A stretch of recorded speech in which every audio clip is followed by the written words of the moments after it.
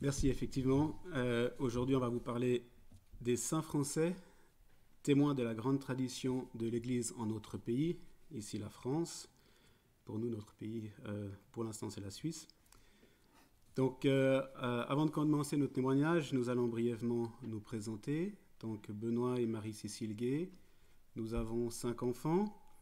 Nous sommes foyer amis depuis 2012 et effectivement, nous habitons en Suisse. Mon accent me trahit. C'est assez paradoxal. Nous en convenons que ce soit des Suisses qui présentent ou témoignent de la vie des saints français dans la grande tradition de l'Église en France. Ceci dit, même si nous n'habitons pas en France, nous sommes quand même français. Notre exposé au fait va se dérouler de la manière suivante. On fera un bref rappel de la définition de la tradition de l'Église, si on peut parler, je dirais, de définition. Le choix des saints. Donc on a la même question que frère Clément-Marie, et puis sœur Gaëtane, effectivement. Il y a un grand nombre de saints en France, donc il n'a pas été évident de choisir. Et il n'est pas possible de parler effectivement de tous les saints.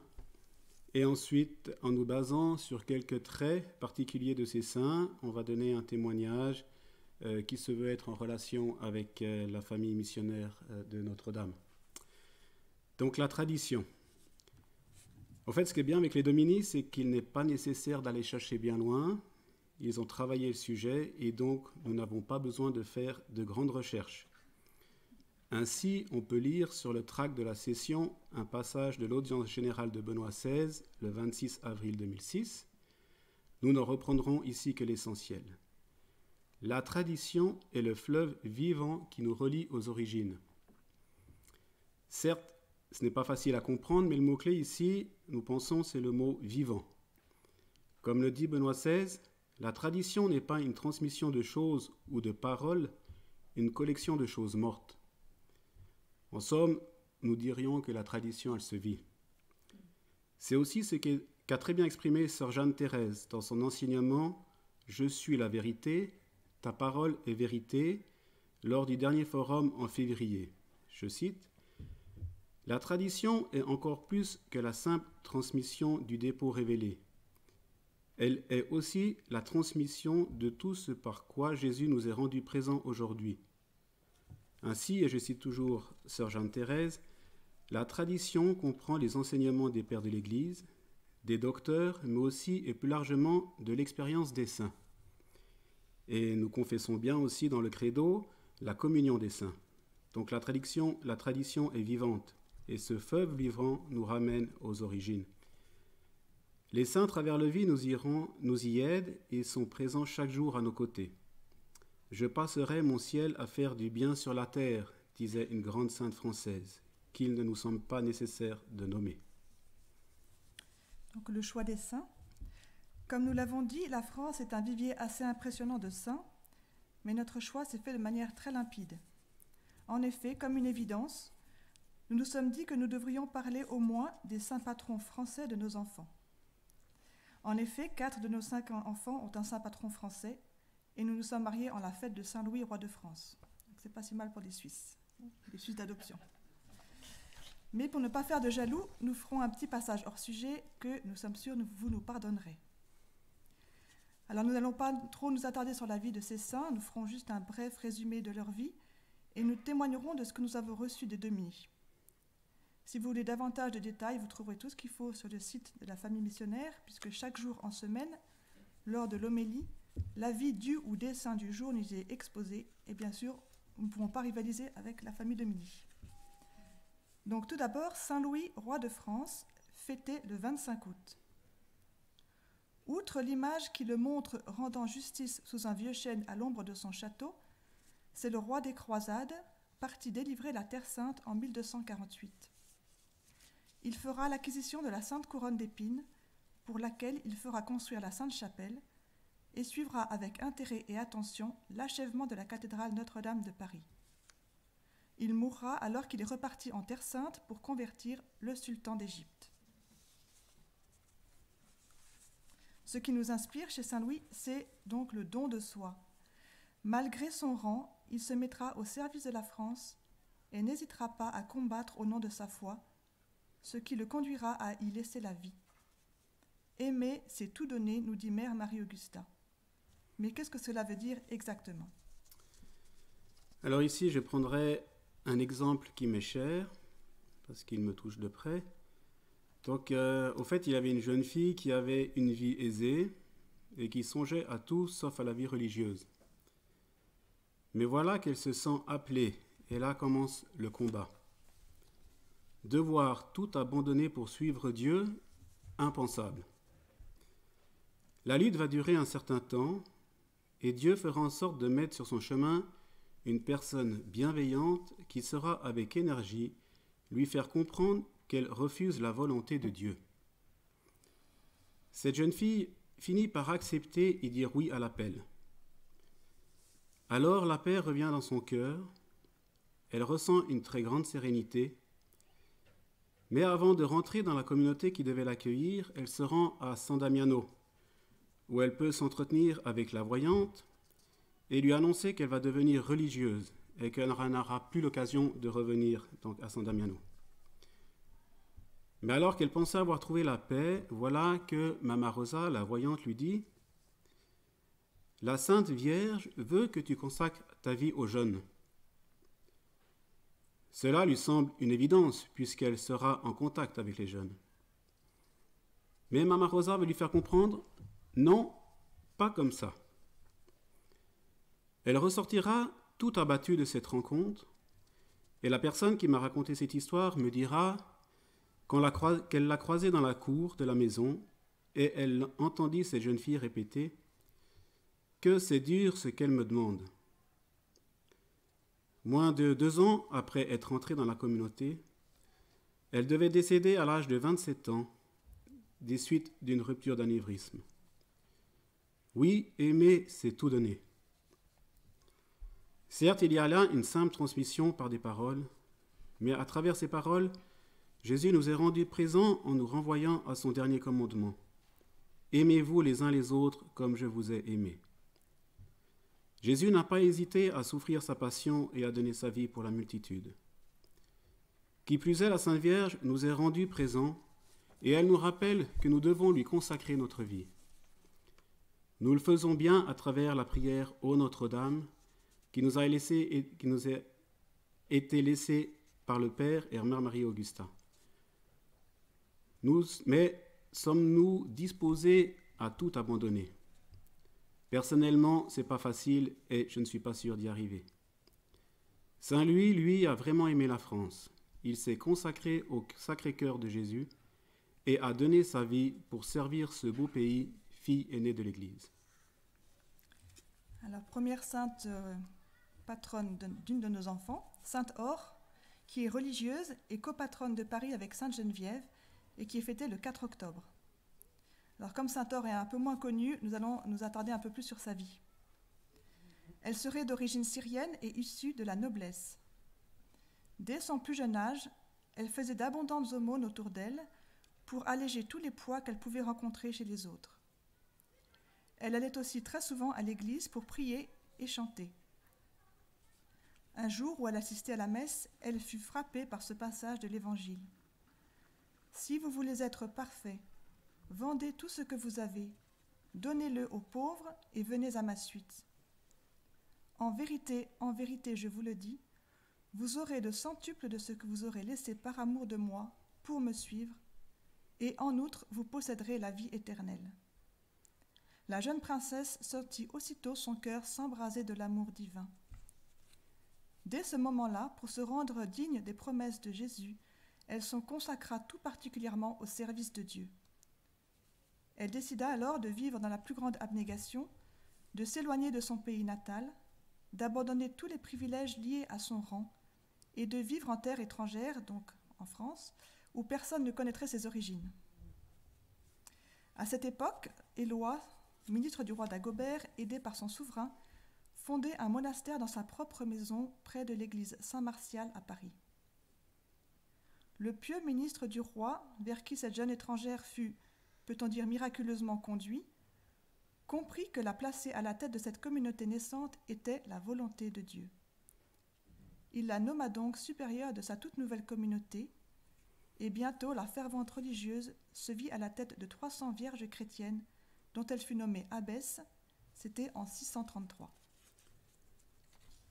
Donc, Or fut le modèle et la mère de ces religieuses, semant parmi elles une véritable piété. On dit que Dieu reconnut sa vertu par des miracles. Par exemple, un jour, lorsque la communauté manqua de pain à l'heure du repas, elle entra dans un four ardent, en tira des charbons tout rouges, avec sa main, sans se brûler, pour se servir du pain promis par le boulanger, si elle pouvait refroidir son four encore tout rouge de feu. L'oraison perpétuelle était sa pratique habituelle. Quand elle voyait quelqu'un dans la peine ou dans la misère, elle s'empressait aussitôt avec une charité infatigable de le consoler ou de le secourir. Elle mourut de la peste en 666, comme beaucoup de ses religieuses. Or fut enterrée avec ses 160 religieuses dans l'actuelle église de Saint-Paul-Saint-Louis de Paris, qu'avec Saint-Éloi, elle avait fait bâtir. 5 ans après, on transporta ces reliques en ville. Elles furent déposées dans l'église Saint-Martial. Nous avons là encore un beau témoignage d'une vie toute donnée à Dieu et au bien des autres. Alors pour nous, comment ne pas faire le rapprochement avec Mère Marie-Augusta, qui se donnait sans compter par amour pour ses filles. Mais tout cela, bien sûr, n'est rendu possible que par la prière. S'il n'y a pas la prière, il ne peut y avoir l'amour. Il est donc important pour un couple de prier ensemble. Et pour les fiancés, il ne faut pas attendre d'être mariés. C'est d'ailleurs une question qui revient souvent. Si vous avez la grâce, comme nous l'avons eu, de pouvoir être préparé au mariage par un prêtre Domini, est-ce que vous priez ensemble? Et cette question, il ne faut jamais l'oublier, car souvent notre ardeur du début s'estompe avec le temps.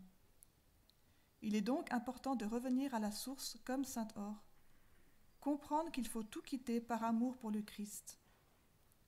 Si, en tant que foyer ami, on apprend la devise du jamais rien l'un sans l'autre, on ne peut y arriver sans s'abandonner à l'autre et sans la prière commune.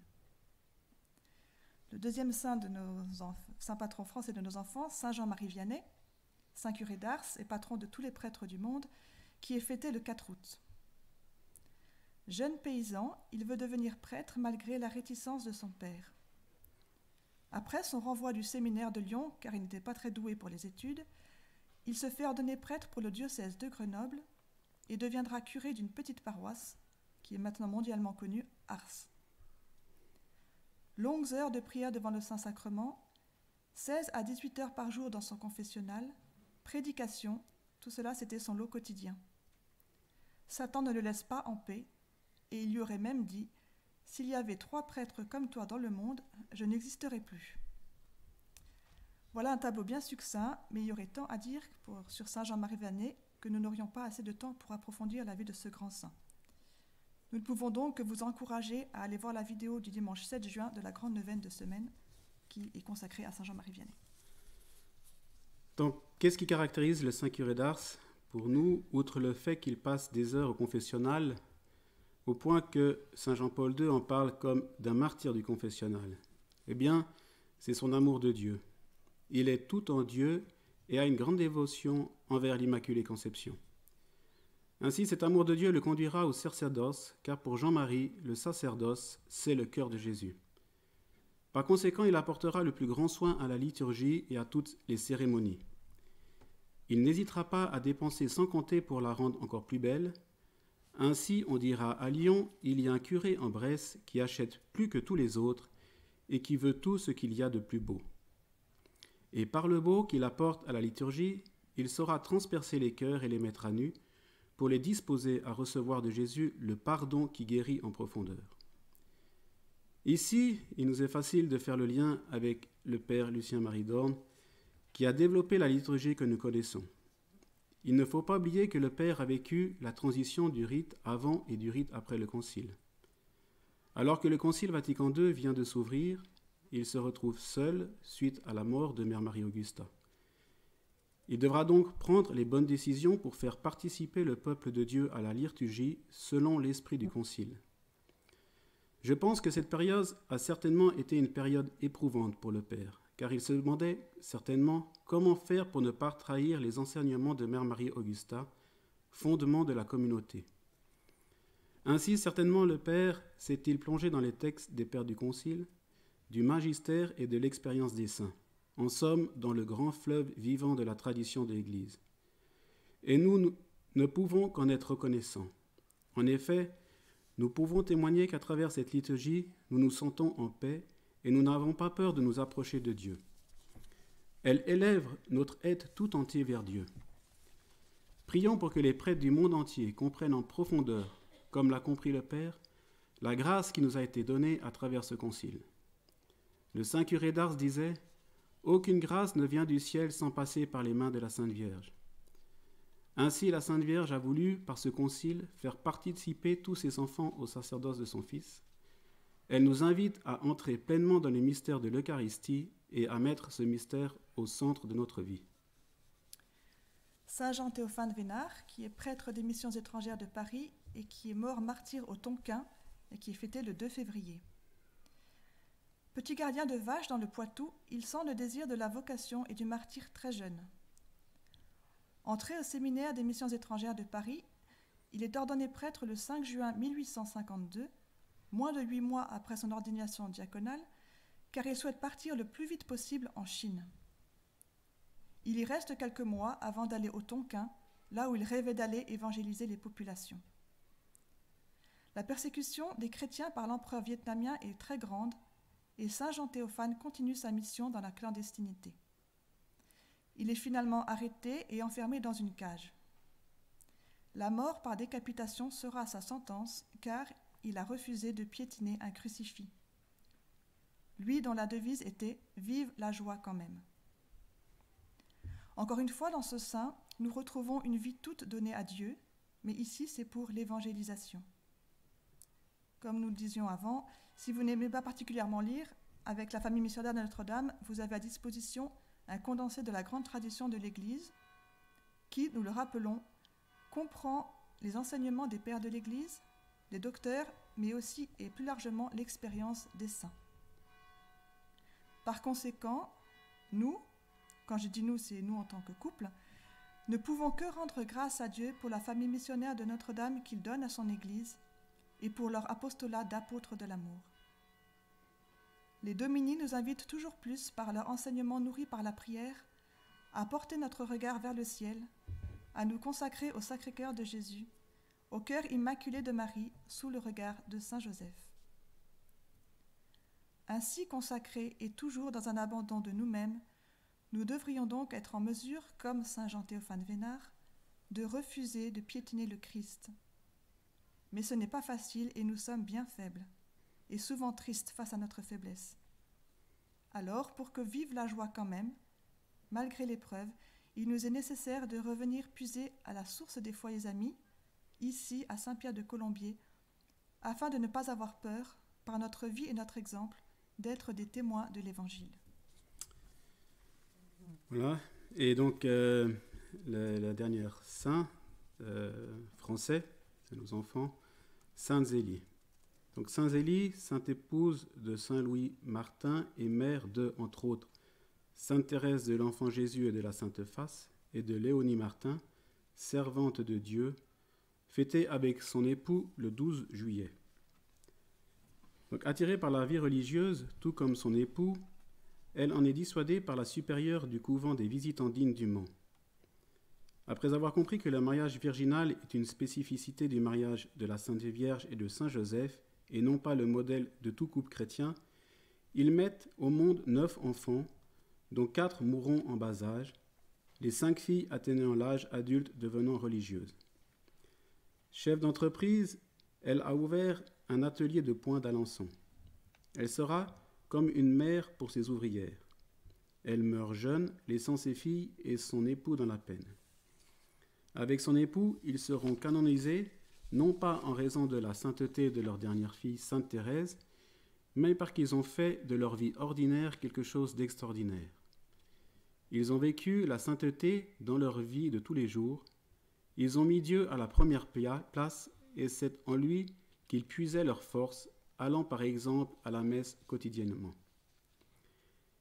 Décidément, on voit là encore un abandon de sa personne et une vie donnée à Dieu dans l'obéissance. Nous pensons que si nous parlions de tous les saints français, nous devrions retrouver ce même dénominateur commun de l'abandon, le même que celui de Jésus lors de son agonie, non pas ma volonté, mais ta volonté. Ainsi, l'obéissance, reine des vertus, ne peut que nous ramener aux origines. C'est par la désobéissance d'Adam que le péché est entré dans le monde, et c'est par l'obéissance de Jésus que nous sommes sauvés. Par sa passion, Jésus nous plonge dans le fleuve vivant qui nous relie aux origines. Saint Louis et Sainte Zélie-Martin ont suscité la vocation de leurs enfants en vivant une vie tournée vers Dieu et en restant fermes mais justes dans leur éducation. S'ils sont un exemple donc pour tous les couples mariés, il n'en demeure pas moins que le père et mère Marie-Augusta, dans leur amour sponsal, cet amour qui nous configure au Christ et à son Sacré-Cœur, doivent aussi être un exemple pour faire grandir notre amour, celui-là même qui sera le nôtre au ciel. Alors voilà notre petite discrétion. Donc nous permettons ici une petite escapade hors de France en citant Saint Nicolas de Flux et Dorothée, son épouse. Donc Saint Nicolas de Flux, c'est le saint patron de la Suisse. Saint Nicolas, ressentant l'appel de Dieu à tout abandonner, quitta la maison, avec le consentement bien sûr de son épouse et de ses enfants, alors que le dernier n'avait que 13 semaines, pour vivre en ermite à quelques pas de la maison familiale où il ne remit jamais les pieds. Pendant ces presque 20 années, leur amour est resté intact et était une préfiguration de ce qu'ils vivraient au ciel.